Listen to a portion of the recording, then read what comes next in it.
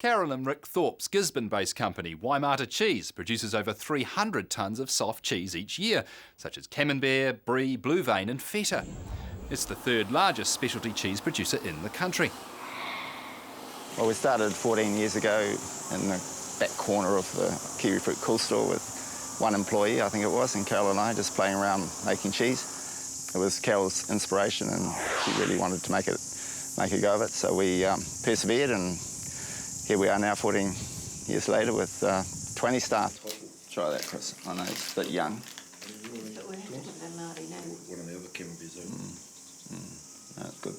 How many samples of those? So you're happy with that going into the cheese awards? Yep. Very nice. Well, initially it was really Carol to have an alternative business to what I was doing. She had been a school teacher and she was keen to have her own business. So that's how it started, but it's actually grown now to be our main business, and it's sort of dwarfed our previous horticultural business. We're currently number 3 behind Fonterra, of course, and Goodman Fielder. We've sort of grown reasonably significantly in recent years. Our first 10 years, I suppose, it took us quite a while to learn how to make the product, to build the market contacts and get the confidence to invest and grow the business. Now we have plans to continue growing, but we don't want to be number 1. We're quite happy just to be number 3. It would be nice to try the other, one of the other Camemberts. That's good. Well, the key is definitely my wife, Carol. Has been the inspiration behind it and also the main driver. And she's always insisted that the business be market-led, not production-driven, and that's the way we've run it. And now we're in the fortunate position where we've got a production base that we can fit into that market position we hold. The marketing approach initially was fairly low-key. We first approached the 2 local supermarkets to see whether or not there was an interest. The response was very positive. We sold out of product within the first week, and as a consequence, had double production and double staff. The advice given to us from both these supermarkets was to go to the head office level, which we did.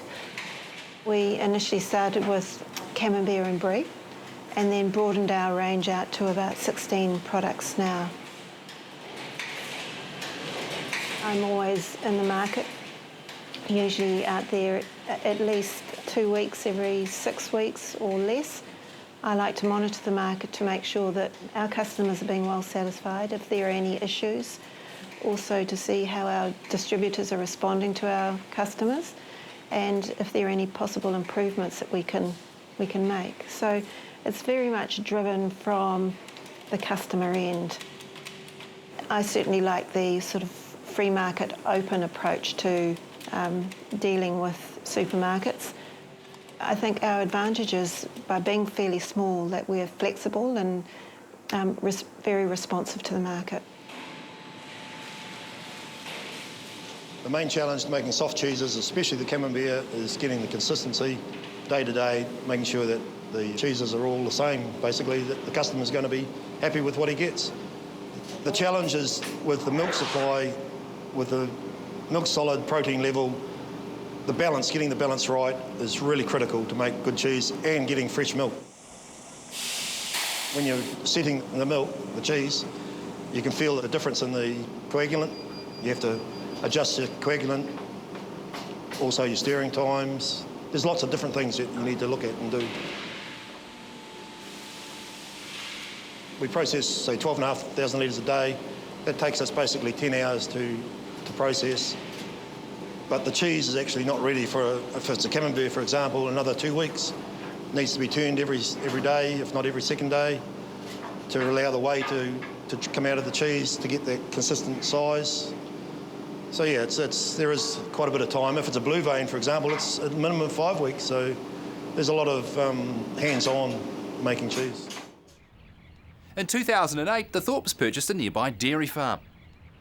This is our dairy farm in Manatuki. It's 15 minutes out of Gisborne on the Poverty Bay Flats, beautiful, rich alluvial soil. The main motivation was Gisborne milk closing down and suddenly our supply of milk drying up. So that was the first thing that got us excited about it. And then secondly, with Fonterra making the decision to come to town, we could still see long-term we would like the option of having control of our own supply of milk. Currently milking only 175 cows, but we've got a herd of 240. We've obviously been having issues because we've transferred from a monthly calving town milk supply situation to a seasonal milking situation. We're going to stick with all year-round milking. We wanted milk, split the calving between autumn and spring. But yeah, we're obviously the first 12 months is quite a lot of transition and some cows out while we're waiting for them to get back into the right calving sequence. This farm will only supply about a third of what the Waimata Cheese requires. So this is a stepping stone, really. We'd like to long-term think that we can increase the production here, but also maybe look at another unit to, in the long-term, satisfy our full requirement. We initially decided it was best to work in with Fonterra, of course, because there are all sorts of practicalities with tankers and 7-day milk supply and all those sort of issues. It made a lot of sense to work in with Fonterra, and that's our plan for the medium term. Long-term, to go fully independent will require quite a further investment, and logistically will create a few issues in terms of 7-day milk supply when the factory typically runs 5 days a week. The herd was bred for town milk supply, so they're quite big Friesians and they've been bred for volume, not for solids, so that's what we've had to start with. Of course, it's going to take us a little time, but we want to bring in a bit more of a Jersey influence to try and bring those solids up and get the protein-fat ratio right for cheese making. We have access to the Sedenco sweet corn waste. We're quite close to the factory and it's at quite a realistic price. The cows love it, and it's just a matter of getting the nutritional balance right with keeping a certain amount of pasture up there so that everyone's happy and healthy. The first thing we looked at was the need to improve the pasture. Because the farm had been up for sale for some time, the pasture had been let go a little, and there was quite a lot of resowing required. So last year we managed to get stuck in and resow about 40 hectares of the 89. We put some of the Aberdart super high sugar grass in on 30 hectares of that, and that's worked very well for us. So we're keen to continue this year and probably do another 30 hectares and try and eventually get the whole farm resown. Our target for this year with 230 cows is 100,000 kgs of milk solids, and we're on target to achieve that. The cows are averaging about 450 kg of milk solids per cow, so we're quite happy with that. I'm still learning, of course, about all these statistics, but we'd ideally like to improve on that, but we need some time to improve the pasture and get the management systems sorted. I also love working with the cows. It's quite satisfying, and it's all part of the creative process, and really nice to go from the pasture management through milking milk to the factory, produce a product and see it sold in the supermarket. It's fantastic.